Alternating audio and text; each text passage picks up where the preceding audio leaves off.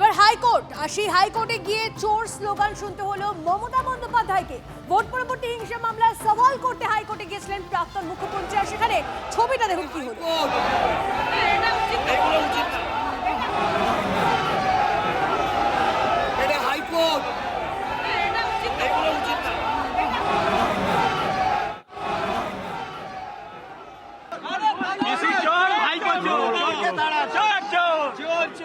Election কমিশনের যারা আঙুল ভাঙবো বলে তারা নাকি আজকে শুদ্ধ। হাইকোর্টে গঙ্গা জল দিয়ে শুদ্ধ করতে হবে। গোবর গঙ্গা জল চোর চোর মমতা চোর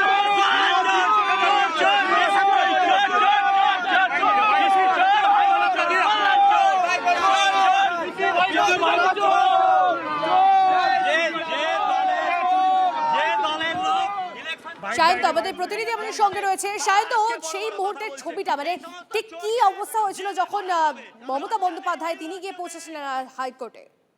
দেখো, আজকে সওয়াল পর্ব শেষে যখন প্রাক্তন মুখ্যমন্ত্রী মমতা বন্দ্যোপাধ্যায়, প্রাক্তন মন্ত্রী চন্দ্রিমা ভট্টাচার্য এবং আইনজীবী সাংসদ কল্যাণ বন্দ্যোপাধ্যায় সহ যখন তৃণমূলপন্থী আইনজীবীরা বেরিয়ে আসছিলেন, তখন মমতা বন্দ্যোপাধ্যায়কে ঘিরে রীতিমতো চোর চোর স্লোগান তোলে অন্যান্য যেটা তৃণমূলের দাবি বিজেপিপন্থী আইনজীবীরা, এবং রীতিমতো চোর চোর স্লোগান নয় জয় শ্রীরাম স্লোগান তোলা হয় এবং রীতিমতো হইচই শুরু হয়ে যায়।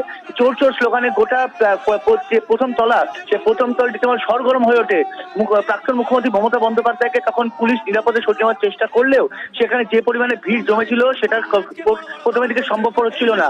তারপর প্রাক্তন মুখ্যমন্ত্রীকে কোনোভাবে লিফটে নিয়ে গিয়ে নিচে নামিয়ে নিয়ে আনা হয়, কিন্তু সেখানেও জমেছিলেন অজস্র আইনজীবীরা। তারাও চোর চোর এবং জয় শ্রীরাম স্লোগানে ধ্বনি দিতে থাকেন এবং সেখান থেকে কোনো রকমে তাকে বের করে নিয়ে এসে গাড়িতে তোলা হয়। কিন্তু হাইকোর্টের যে মূল প্রবেশের যে মেটাল ডিটেক্টর গেট রয়েছে, সেই গেট উল্টে পড়ে যায় এই ধাক্কাধাক্কি চেড়ে, এবং রীতিমতো সরগরম উত্তপ্ত পরিস্থিতি তৈরি হয়ে যায় এই সওয়াল পর্ব শেষে। বেশ, ধন্যবাদ শায়ন্ত।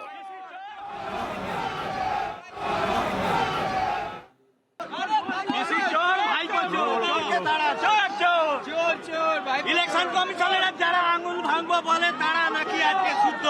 হাইকোর্টে গঙ্গা জল দিয়ে শুদ্ধ করতে হবে। গোবর গঙ্গা জল চোর চোর মমতা চোর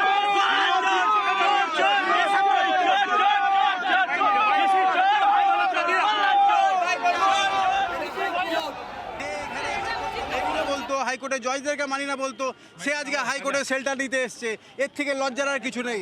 যারা জজদের বাড়ি অ্যাটাক করেছে, যারা যে বাড়িগুলোকে হাইকোর্টের জজদের নামে যারা পোস্টার দিত, যে তৃণমূলপন্থী আইনজীবী এবং তৃণমূলের লোকজন মমতা ব্যানার্জির নেতৃত্বে, চোর ভাইপোর নেতৃত্বে, তাদেরকে আজকে তাদেরই লোকজনরা আজকে চোর চোর বলে আখ্যা দিচ্ছেন।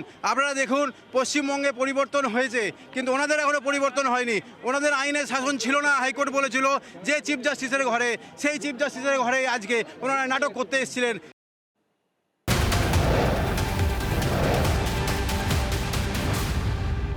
রাজ্যে পালাবদল হতেই অবৈধ টোলে কোপ, জেলায় জেলায় উধাও টোল আদায়কারীরা।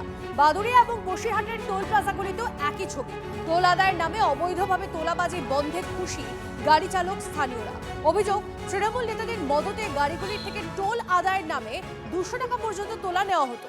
দিতে অস্বীকার করলে যুক্ত হুমকিও। বাদুড়িয়ার রথতলা এলাকায় এবং বসিরহাট পুরো এলাকায় চলত টোলের নামে তোলাবাজি।